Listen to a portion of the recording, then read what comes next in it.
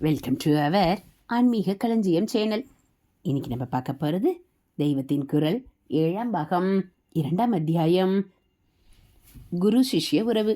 அதில் குரு சிஷ்யர் பற்றி மேலும் படிப்பினைகள்.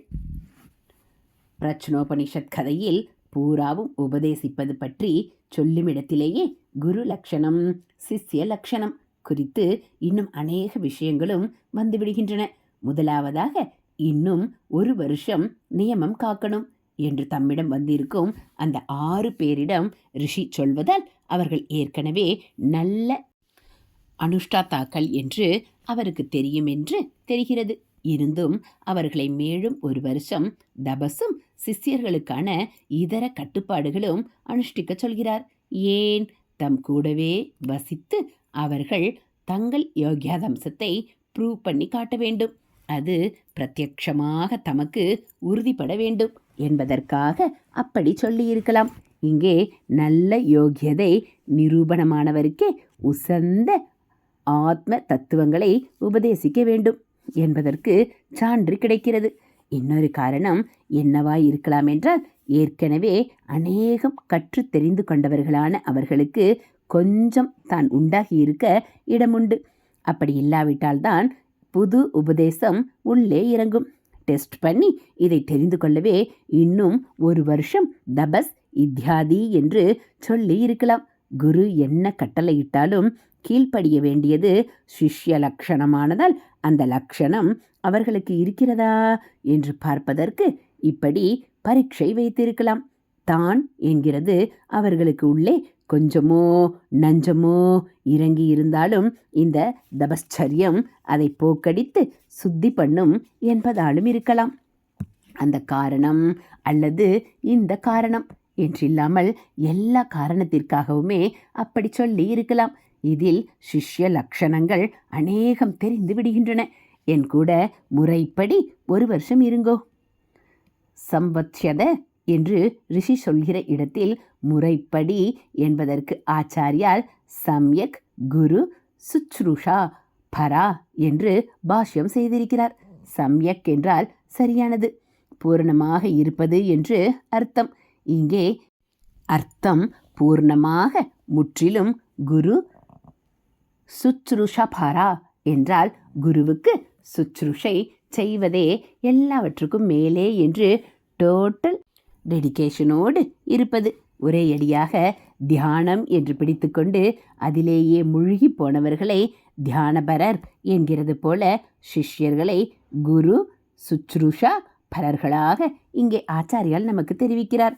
அந்த அபிப்பிராயத்திற்கு மேலும் கணம் சேர்ப்பதற்காக முதலில் சம்யக் வேறு போட்டிருக்கிறார். தபஸ், பிரம்மச்சரியம், ஸ்ரத்தை என்ற 3ஓடும் இருக்கும்படி அவர்களிடம் ரிஷி சொல்வதால் இந்த 3ம் சிஷ்ய லட்சணங்கள் என்று தெரிகின்றன. தபஸ் என்றால் சரீர சிரமம் முதலியவற்றை பாராட்டாமல் ஒரே குறியாக ஒரு லட்சியத்தில் ஈடுபட்டிருப்பது. ஸ்ரத்தை என்றால் நம்பிக்கை. சாஸ்திரம் சொல்வதும் குரு சொல்வதுமே பரமசத்தியம்.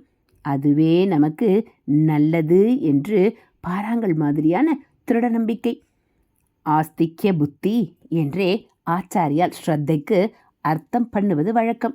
இப்படியெல்லாம் குரு சொல்லி ஒருத்தன் ஒழுகுகிறான் என்றால் அவனிடம் சிஷ்யனின் பிரதம லட்சணமான வினயம், அடக்கம், பணிவு இருந்தால்தான் முடியும். ஹரஹர சங்கர, ஜெய ஜெய சங்கர. அடுத்து சிஷ்ய விளக்கம்.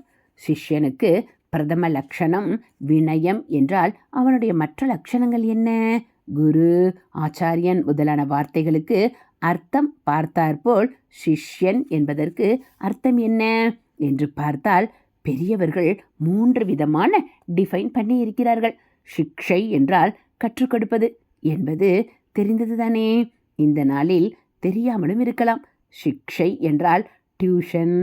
எவன் சிக்ஷை பெறுகிறானோ அவன் சிஷ்யன். சிக்ஷன் என்பதே சிஷ்யன் என்றாகி இருக்கிறது. சிக்ஷ் தான் வேர்ச்சொல். அதற்கு படிப்பது, அறிவு சம்பாதித்துக் கொள்வது என்று அர்த்தம்.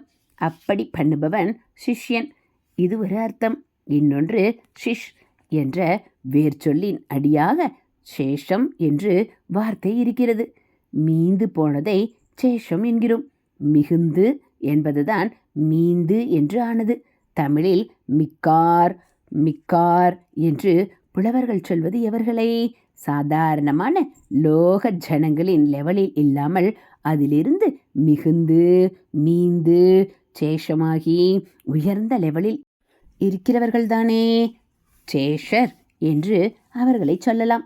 சிஸ்டர் என்று சொல்கிறோமே, அது இதே வேர் சொல்லை வைத்துத்தான் சேஷம் மீந்து போனது என்னும்போது ஒரு வஸ்துவுக்கு உயர்வு தெரியாவிட்டாலும் அதற்கு முன்னே வி சேர்த்து விசேஷம் என்றால் ரொம்ப உயர்வு, ரொம்ப சிறப்பு என்றுதானே எடுத்துக்கொள்கிறோம்.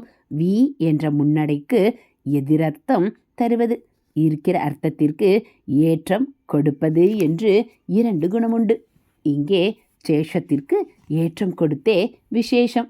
இப்படி சிறப்பு இல்லாமல் சாதாரண பேர் வழியாயிருந்த ஒருவன் குருவின் சிக்ஷையால் சேஷனாக சிஷ்டனாக உருவெடுக்கும் போதே சிஷ்யன் என்று சொல்லப்படுகிறான். இது 2வது அர்த்தம். சிக்ஷை என்று தண்டிப்பதையும் சொல்வது. ராஜ தண்டனை என்பதை ராஜ சிக்ஷை என்பார்கள். ராஜா ரக்ஷை சிக்ஷை 2ம் தர வேண்டும் என்று சாஸ்திரம்.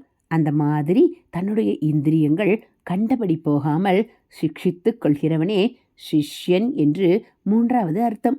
இந்திரியத்தை அடக்குவது ஒரு சிஷ்ய லட்சணம் என்றால் அடக்கமாய் இருக்கான் என்கிறோமே, அப்படி ஹம்பிளாக வினயமாக இருக்க வேண்டியது அவனுடைய இன்னொரு லட்சணம்.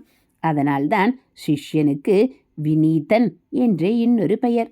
குருவோடு கூடவே வசிப்பவன் என்பதால் அந்தேவாசி என்றும் அவனுக்கு இன்னொரு பெயர்.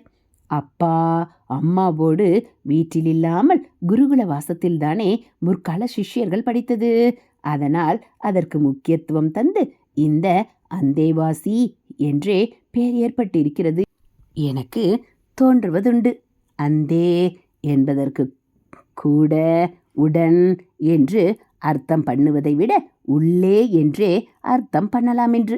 குருவின் கூட இவன் வசிப்பது மட்டுமில்லை, அவருக்கு உள்ளேயே அவருடைய ஹிருதயத்திலேயே இடம் பிடித்து வசிக்க வேண்டியவன். அதுதான் சரியான அந்தேவாசி. சிஷ்யனின் பிரதம லட்சணம் வினயம். அவனுக்கு மட்டுமில்லாமல் அவன் யாரிடம் அதி வினயமாய் இருக்கிறானோ அந்த ஆச்சாரியனுக்குமே வினய சம்பத் அவசியம் என்று நம் பூர்வ சாஸ்திரங்கள் காட்டுகின்றன.